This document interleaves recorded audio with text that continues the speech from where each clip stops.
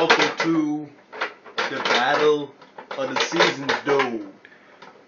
I'm Rob Schreiber from St. Thomas. Real world Battle of the Seasons, dude. Enjoy your show, dude.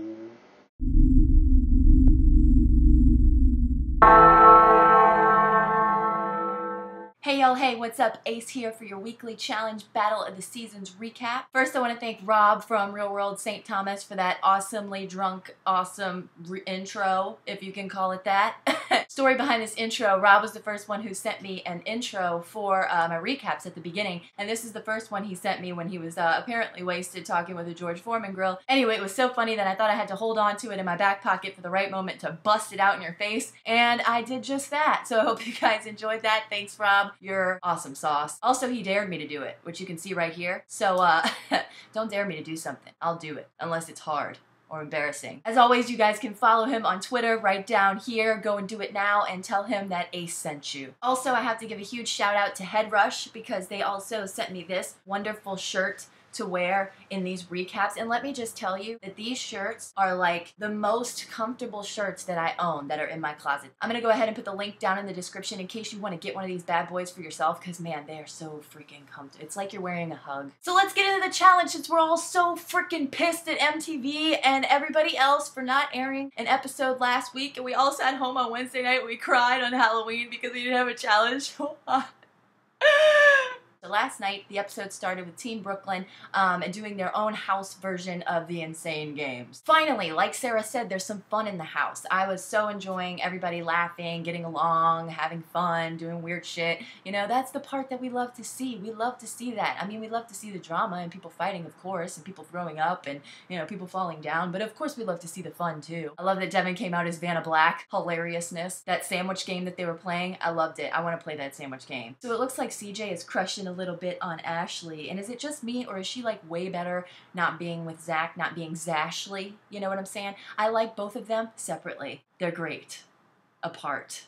Not together. So the challenge in last night's episode was kind of a puzzle, kind of hard as shit. They had to memorize these designs, these squares, and then carry the logs with the designs on them up this really steep mountain and die. This is the worst challenge, but I love it, although it makes me want to scream and run away. I love when my boy Dustin is trying to like remember all of the designs or whatever that he has to remember to carry the logs up there, put them in the right spot, and he's like throwing gang signs, like trying to get himself to remember all these designs and shit. It's awesome. Awesome tactic. You need tactics, people. So everybody starts carrying these big ass logs up the hill, and man, it looked really terrible. And you guys were tweeting that it was like 120 degrees outside. Oh my god, count me out. I love Devin's quote when she's like, "When was the last time you saw a black lumberjack?" Okay, I'll wait. And now on to the part that made me want to slap people through the TV screen. Sam on the San Diego team is having a lot of trouble getting these logs up the hill, and let me tell you, her team was not helping her in this situation. Zach and Frank are trying to motivate her by screaming in her face. I don't know what it is about when people start screaming at somebody that can't do something, but it's so fucking mean. I want to see you guys do something that you don't know how to do, like, I don't know, we'll say ballet. Let's say you two are in a ballet class and people are fucking screaming over your shoulder, "Good, you can do it! Go faster! Move your legs!" Like, shut up! They were being total dicks. I mean, come on guys, I know you two are bad at something in life, so would you like somebody to stand behind you and scream at you while you're trying to do those things that you're not so good at? No! And in the middle of them screaming at her, "Pick it up! I'm just encouraging you!" or not. Not at all. The whole time during this whole thing, I just wanted somebody to push Zach and Frank, more Frank than Zach, off of the fucking mountain. So each team had to go up and down this mountain like 3 times because they had to keep grabbing more of these fucking logs and going back up the mountain.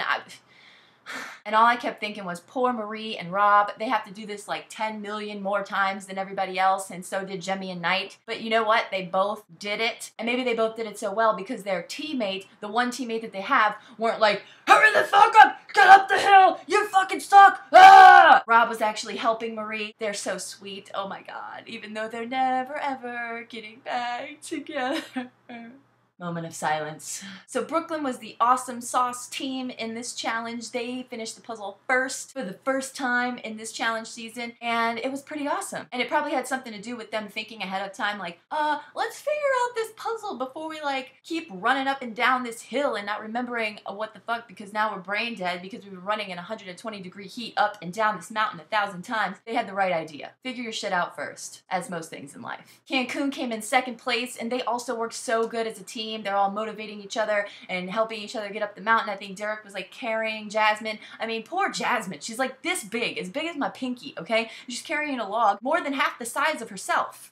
The log should have been carrying Jasmine for all we know, you know? She's so tiny, man. I always do this when I talk about Jasmine. She's my pinky size. Vegas got third place. They did very well, again, working as a team. San Diego got fourth place, and let's face it, they would have gotten last place if they didn't have two other teams with only 2 people on them. Rob and Marie finished, and they came in 5th place, so they're not last. Jemmy and Knight were last, so they're gonna automatically go into the arena. But Rob and Marie, you guys did so good for only having 2 people on your team. I was so super proud of you guys. Rookie Revolution! Brooklyn chose Team San Diego to go into the arena, and who wouldn't? Back at the house, Zach and Frank started fighting over what happened in the challenge, as if they weren't both doing kind of the same thing. They were both fucking screaming at Sam. Wah, wah, wah. Frank and Ashley say that they're gonna throw themselves into the arena for their team, and Zach was super, super duper paranoid that Frank was gonna flip-flop at the end and be like, no, I'm not saying anything, I'm not going in. And I would totally agree. I totally think he's a slimy shit face, and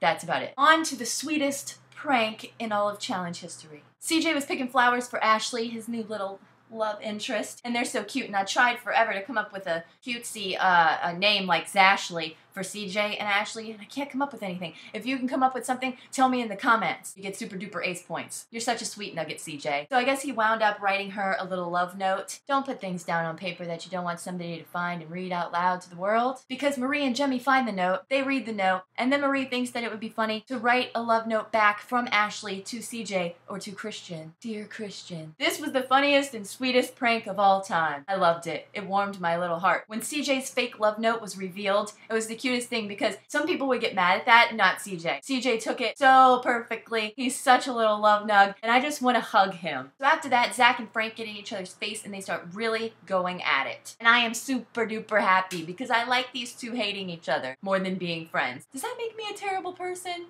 No. All I was thinking was like, break out the pink Speedos now, boys! I think they're finally breaking up, you guys. So guys, I want to ask you, are you ready for Frank to go home? Go ahead and tell me your answer down in the comments. I love when Frank was talking to Sam about everything that happened during the challenge, and he's like, at the end of the day, I love you. Except during the day, I'm going to be a complete douche to you, and I'm going to scream at you and yell at you and call you a piece of shit who can't make it up the mountain. And I just want to take one moment to say, hey, John A., make me a fucking sandwich. Now moving on to the arena. When will she stop? So when CJ asked Team San Diego which guy is going to go into the arena, everybody's silent as shit. I mean, somebody step up. So then Brooklyn gets to pick who they want to go in, and they pick Zach. So now it's Zach and Sam versus Knight and Jemmy in the arena. So in the end, Zach was right about Frank flip-flopping and not going in on his own. So this makes me like Frank even more. I'm lying. And I've read a few blogs that are like, Frank's running that show. Frank's not running the show, okay? And if people think that Frank is running the show, you need to stop thinking. I want to see Frank come back to another challenge with the veterans on it and then try to run the show. That's what I want to see. So this arena made me laugh. This is that water mental challenge. Zach is now having problems in this challenge because he can't stay underneath the water for long enough. He says, come on, Sam, I'm dying over here. And all I was thinking was, yeah, and she's not fucking screaming at you. Long hair. Don't care.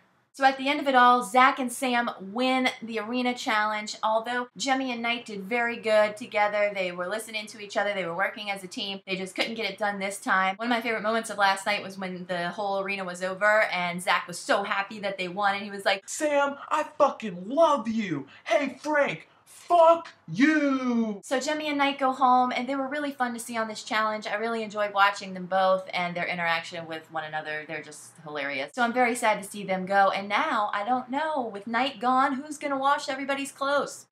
So I guess that's it for this week's recap of Battle of the Seasons 2. Thank you so much for watching my ridiculousness. Make sure to check out all the links down below. As usual, you can find awesome challenge podcasts and just cool shit down there. Also, my faves, Heather and Dustin from Real World Las Vegas, they just put up a brand new vlog on their channel, so I want you to go and check that out because it's their own little real world, you know what I'm saying? And they're awesome. So go check that out because I said so. I'll see every single one of you for next week's recap of the challenge. Until then, I love your face. Peace out.